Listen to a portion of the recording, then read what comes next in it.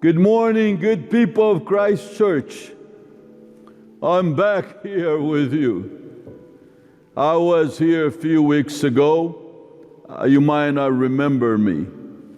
I was not a memorable disciple. People forgot me except for something that wasn't right, and people kept using my name for it. I was very tentative. As I shared with you before, I was somewhat skeptic. But Jesus, with his ways with people, convinced me of who he was. It took time. And at times I fell back. At times I doubted again. But I also discovered, and I want to tell you this, God does not mind that we are honest. God does not mind that we have questions and even doubts. When we have questions and we ask him, we give him a chance to give us answers. And when he addresses us, our own questions, we more likely will learn. God understood that from the garden. So, don't think that God is afraid of any question that you may throw at him. Not God. Not Jesus either.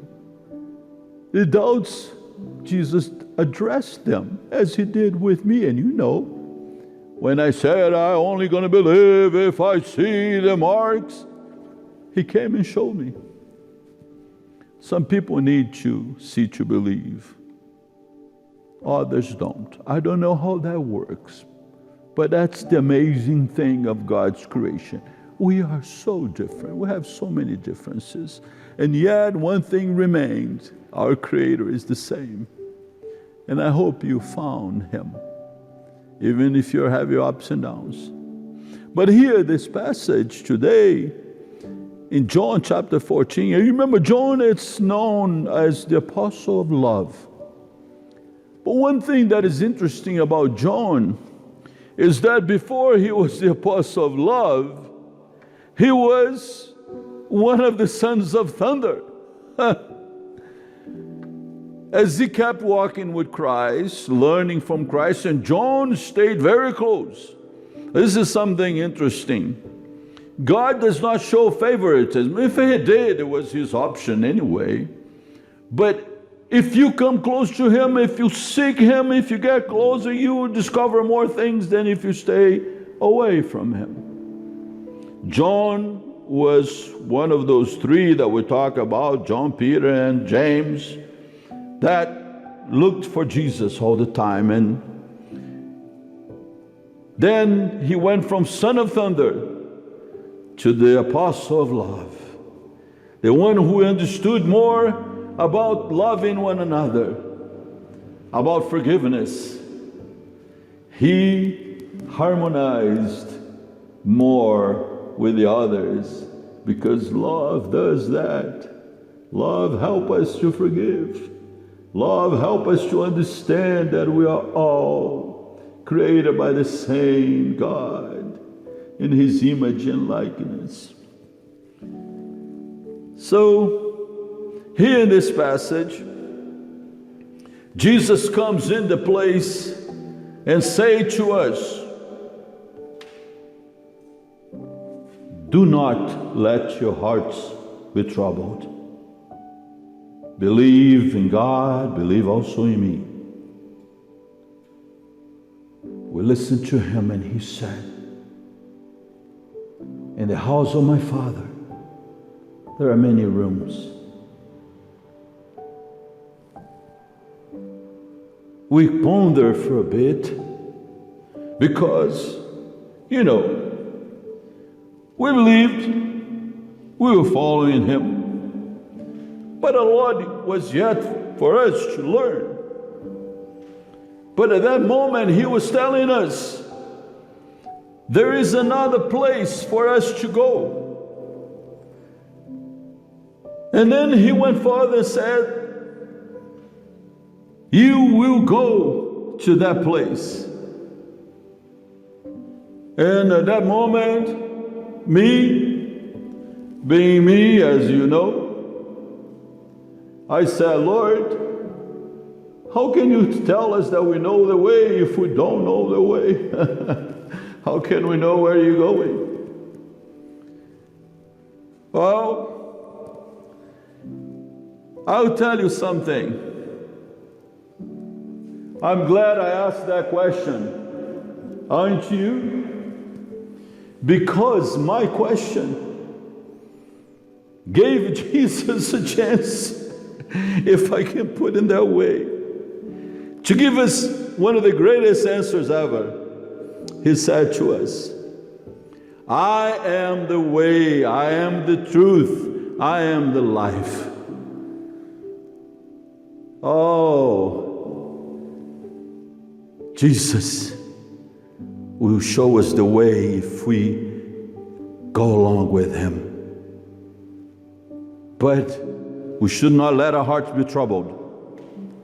We should follow Him with our troubles and doubts and get closer to Him so we do not miss the way. And if we are with Him, we'll surely get to our destination. Knowing that, it is important to answer that question. What is after here? I know that this day and age with science, many people think, oh, science explains that everything came from a different process and when we die is over. Let me ask you this, and those who believe, I know your answer. But don't we all know there is something more inside of us than just the blood, than just the chemical reactions? There is something inside of us that breathes a different life. And do you think with this universe so beautiful, everything so wonderfully done, that once the body stops, everything goes back to dispersed energy? Oh, I will say to you, it takes a lot of faith to believe in that. But I understand that some people have doubts. Some people do not know because they say, oh, I never met God, so I don't know who God it is. It's true.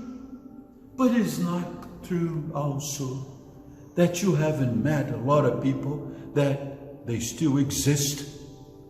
It's not also true that you and I on earth, we have more that we don't know that we know. Could it be that God is waiting for you to meet Him, and the only reason you haven't is because you have not gone after Him? Do you think it is right? People say, hey, well, you're not going to find what you don't look for. It's not also true that people say that if you don't know where you're going, you never know where is the place. Or maybe you already got there. The fact is, my dear friends and brothers and sisters from Christ Church, God has a place for us. God has invited us all. There are many rooms for everybody. And He sent Jesus to tell us about the way and said, tag along with Jesus with your doubts and questions. Just keep walking and seeking for the answers and be honest. And God will give you answers that you need.